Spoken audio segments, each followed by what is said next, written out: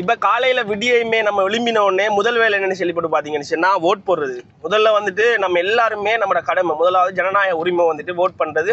ஓட்டை போட்டுட்டு தான் நம்ம மற்ற வேலையை செய்யணும்னு சொல்லி போட்டு காலையில விடியுமே எழும்பி நாங்க இப்ப ஓட் பண்ண போயிட்டு இருக்கோம். இந்த 2024 ஜனாதிபதி தேர்தலில் வாக்களிப்பதற்காக வேண்டி மக்கள் மிகவும் ஒரு ஆர்வத்தோடு இருக்காங்க. இப்போதே வந்துட்டு நிறைய வாக்குகள் அளிக்கப்பட்டிருக்குன்னு சொல்லி போட்டு காலையில 9 மணி, நாங்கள் இப்போ 9 மணி, இந்த 9 மணிக்கு நிறைய வாக்காளர்கள் வாக்குச்சாவடிக்கு சென்று நிறைய வாக்கு போட்டுட்டாங்கன்னு சொல்லி போட்டு ஒரு தகவல் ஒன்று வந்திருக்கு. இப்போ எப்படின்னு சொல்லி போட்டு பார்த்தீங்கன்னா இந்த 2024 ஜனாதிபதி தேர்தலில் மொத்தமாக 39 கேண்டிடேட்டர், அதில் வந்துட்டு ஒரு ஆள் வந்துட்டு இறந்துட்டார். அதனால 38 பேர். இந்த 38 பேருக்கும் அந்த வாக்குச்சீட்டு இருக்குன்னா அந்த வாக்குச்சீட்டு வந்துட்டு 2 அடி பாத்தீங்கன்னா பெருசா 2 அடியில் அடிக்கும்னு சொல்லி போட்டு சொல்றாங்க. இன்னும் ஓட் பண்ண போகல, ஓட் பண்ண போயிட்டு ஓட் போட்டாதான் விளங்கும் எந்த அளவுக்கு இருக்குதுன்னு சொல்லி போட்டு. மற்றது இந்த 2024 ஜனாதிபதி தேர்தலுக்கு முப்படையினை குவிச்சு, அதாவது அதிக பாதுகாப்பு அதிக பலப்படுத்திருக்கு. வந்துட்டு இந்த வாக்குச்சாவடி எல்லாத்துக்குமே அதிக பாதுகாப்பு பலப்படுத்திருக்குன்னு சொல்லி போட்டு செல்லப்படுது. இந்த 2024 ஜனாதிபதி தேர்தலுக்கு பாத்தீங்கன்னு சொன்னா 3 ஜனாதிபதி வேட்பாளர்களுக்கு இடையில அதிகமான போட்டி நிலவுன்னு சொல்லி போட்டு அதிகமான கருத்து கணிப்பு இன்றைக்கு வரங்காட்டிலையுமே வெளியிட்டு இருக்காங்க. இப்ப யார் ஜனாதிபதியா வருவா, யார் ஜனாதிபதியா வரமாட்டான்னு சொல்லி போட்டு நம்ம இப்பயும் சரியா நம்மளால டிசைட் பண்ணிக்க இயலாம இருக்கு. இவர் தான் நாட்டுடைய ஜனாதிபதியா வருவார்னு சொல்லி போட்டு நீங்க எல்லாருமே கீழே கொமாண்ட் பண்ணுங்க. இவர் தான் நாட்டுடைய ஜனாதிபதியா வருவாரு, இல்ல இவர் வரமாட்டாருன்னு சொல்லி போட்டு நீங்க கீழே கொமாண்ட் பண்ணுங்க. அது மட்டும் இல்லாம இந்த 2024 ஜனாதிபதி தேர்தலில் வாக்களிச்ச வாக்குகளை எண்ணி முடிவுகள் எல்லாத்தையுமே நாங்க உடனடியாக உங்களுக்கு தரத்துக்கு இருக்கோம். முதலாவது நீங்க எல்லாரும் ஓட் பண்ணீங்களான்னு போட்டு கீழே கொமாண்ட் பண்ணுங்க.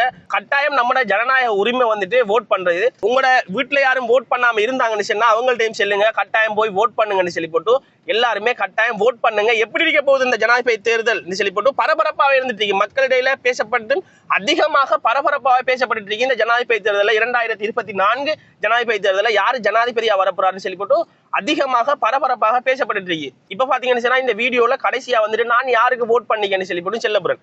இவர் வந்தா தான் நல்லா இருக்கும் ஜனாதிபதியா, இவர் தான் கட்டாயம் ஜனாதிபதியா வரணும். நான் யாருக்கு வாக்கு போட்டிருக்கேன்னு சொல்லி போட்டும் நான் கடைசியா இந்த வீடியோல செல்லதுக்கு இருக்கேன். முதல்ல போய் ஓட் பண்ணுவோம் வாங்க.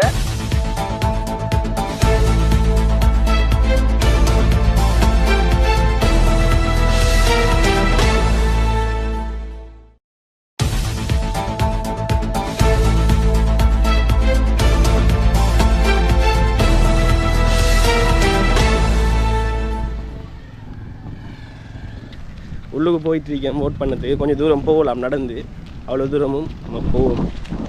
பார்த்தீங்கன்னு சொன்னால் நிறைய பேர் ஓட் போட்டுட்டு வந்துட்டுருக்காங்க. அதிகமாக நிறைய பேர் வந்துட்டு இப்போதே ஓட் பண்ணிட்டாங்கன்னு சொல்லி போட்டு நான் நினைக்கிறேன். பெரும்பாலும் என்ன சொன்னால் கொள்ளையா பேர் 8 மணிக்கு முதலே ஓட் பண்ணிட்டாங்க.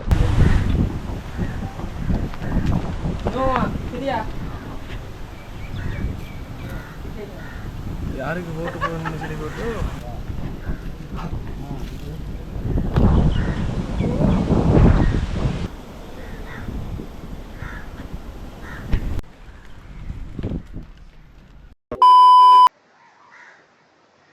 ரைட். நம்ம இப்ப 2024 ஜனாதிபதி தேர்தலுக்கு வாக்களிச்சாச்சு. நம்மளோட வேலை சரியா முடிஞ்சு.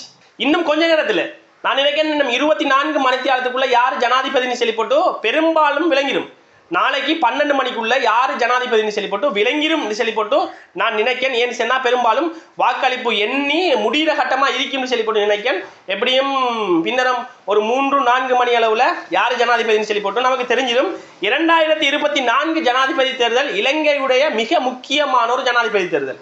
இந்த ஜனாதிபதி தேர்தலில் மொத்தமாக 39 வேட்பாளர்கள் பதிவு செய்யப்பட்டிருந்துச்சு. அதே மாதிரி ஒருவர் வந்துட்டு இறந்துட்டாரு. அதுக்கு பிறகு 38 வேட்பாளர்கள் இந்த ஜனாதிபதி தேர்தலில் போட்டிடுறாங்க. இப்போ நான் வாக்கு போட போயிருந்தேன். அந்த சந்தர்ப்பத்தில் வாக்களிப்பு நிலையத்துக்கு வெளியில வந்துட்டு நடந்த சம்பவம் ஒன்று நான் செல்ல போறேன். என்ன சொன்னா நிறைய பேருக்கு வந்துட்டு இந்த முறை 2024 ஜனாதிபதி தேர்தலில் ஓட்டு வந்துட்டு வரல. 2-3 பேர் நின்றாங்க, எனக்கு ஓட்டு வரலன்னு சொல்லி போட்டு ஆன்லைன்ல எல்லாம் செக் பண்ணி பார்த்துட்டு அவங்க இருந்தாங்க. அதே மாதிரி இன்னொரு சம்பவத்தண்டையும் பார்த்தோம். அங்கே போனதுக்கு போகிறவான் இந்த சம்பவம்லாம் நடக்குமான்னு சொல்லி போட்டு எனக்கு தெரியும். என்னன்னு சொன்னா ஒரு ஆளுக்கு வந்துட்டு 2 ஓட்டு வந்திருக்கு. பார்த்தீங்கன்னு சொன்னா ஒரு நபருக்கு வந்துட்டு 2 ஓட்டு வந்திருக்கு. அது எப்படி ஒரு நபருக்கு வந்துட்டு 2 ஓட்டு வரலாம்? சரியா பார்த்தீங்கன்னு சொன்னா நம்ம எல்லாருக்குமே 1 ஓட்டு தான் வந்திருக்கு. ஆனால் 2-3 பேர் நின்றாங்க, எங்களுக்கு 2 ஓட்டு வந்திருக்குன்னு சொல்லி போட்டு. அது எப்படின்னு சொல்லி போட்டு பார்த்தீங்கன்னு சொன்னா புதுசாக தேசிய அடையாள அட்டை, இப்போ பழைய தேசிய அடையாள அட்டையை ரத்து செஞ்சு போட்டு இப்போ புதுசாக வந்துட்டு தேசிய அடையாள அட்டை கொடுக்காங்க தானே. அந்த தேசிய அடையாள அட்டையை எடுத்தாக்களுக்கு வந்துட்டு 2 ஓட்டு, எல்லாருக்குமே வரல, கொஞ்சம் பேருக்கு 2 ஓட்டு வந்திருக்கு.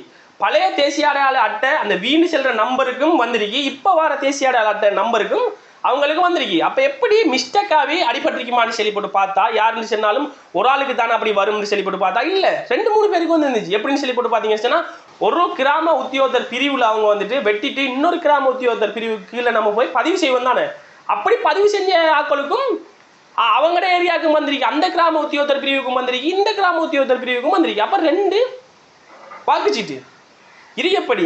இப்படியெல்லாம் பிரச்சனை இருக்கு. சுமூகமான முறையில் 2024 ஜனாதிபதி தேர்தல் சுமூகமான முறையில் நடந்துட்டு இருக்கு. எவ்வித பிரச்சனையும் இல்லாம சுமூகமான முறையில் 2024 ஜனாதிபதி தேர்தல் நடந்துட்டு இருப்பதாக நிறைய நியூஸ்களையும் நிறைய விஷயங்களையும் நம்ம நேரடியாகவும் பார்த்து கொண்டிருக்கோம்.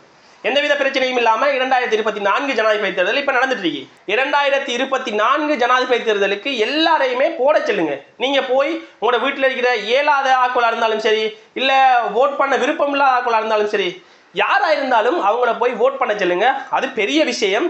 ஏன்னு சொன்னா ஓட் பண்றத மற்றவங்கள்ட்டையும் நீங்க இன்னைக்கு ஓட் பண்ணுங்கன்னு சொல்லி போட்டு எல்லாரும் சொல்லுங்க. ஏன்னு சொன்னா 100% குறைஞ்சது 94% இல்லைன்னு சொன்னா 90%, குறைந்தது ஒரு 75% வாக்குகளாவது அளிக்கப்படணும் என்று சொல்றதுதான் என்ற நோக்கம். ஏன்னு சொன்னா அதிகமான வாக்கு அளிக்கப்பட்டால் மாத்திரமே நம்ம எல்லாருமே நினைக்கக்கூடிய ஜனாதிபதி வரக்கூடிய வாய்ப்பு 94%. இல்லைன்னு சொன்னா குறைந்தது ஒரு 75% வாக்குகளாவது அளிக்கப்பட்டால் மாத்திரமே நம்ம எதிர்பார்க்கிற ஜனாதிபதி வருவார் என்று சொல்லி போட்டு நான் நினைக்கிறேன். எல்லாருமே ஓட் பண்ண சொல்லுங்க. நான் இந்த வீடியோவில் யாருக்கு வாக்களிச்சிருக்கேன்னு சொல்லி போட்டு உங்களுக்கு மறைமுகமா சொல்லியிருக்கேன். விளங்குறவங்களுக்கு விளங்கும் சொல்லி போட்டு நினைக்கேன். நான் யாருக்கு வாக்களிச்சேன்னு சொல்லி போட்டு எது எப்படி இருந்தாலும் ஒரு நல்ல ஒரு ஜனாதிபதி, நான் வாக்களிச்ச ஜனாதிபதி வராட்டியும் வேறொரு ஜனாதிபதி வந்தாலும் அவர் நாட்டுக்கு நல்லது செய்வார்னு சொல்றதுதான் எந்த நம்பிக்கையும் உங்களோட நம்பிக்கையும் எல்லார நம்பிக்கையும். நாட்டை எவர் வந்தாலும் யார் ஜனாதிபதியாக வந்தாலும் நாட்டை நல்லா கொண்டு போகணும்னு சொல்றதுதான் எல்லாருடைய நோக்கமாக இருந்துட்டு இருக்கு. இந்த 2024 ஜனாதிபதி தேர்தலில் முக்கியமான விஷயங்கள் எல்லாத்தையுமே நீங்க பார்க்கணும்னு சொன்னா மிஸ்டர் சிலோன் யூடியூப் சேனலை இப்பவே சப்ஸ்கிரைப் பண்ணி வச்சுக்கோங்க. மறக்காம லைக் பண்ணுங்க, கமெண்ட் பண்ணுங்க, சப்ஸ்கிரைப் பண்ணுங்க. உங்களிடமிருந்து விடைபெறும் நான் ரிஜாஜ் இஸ்மாயில்.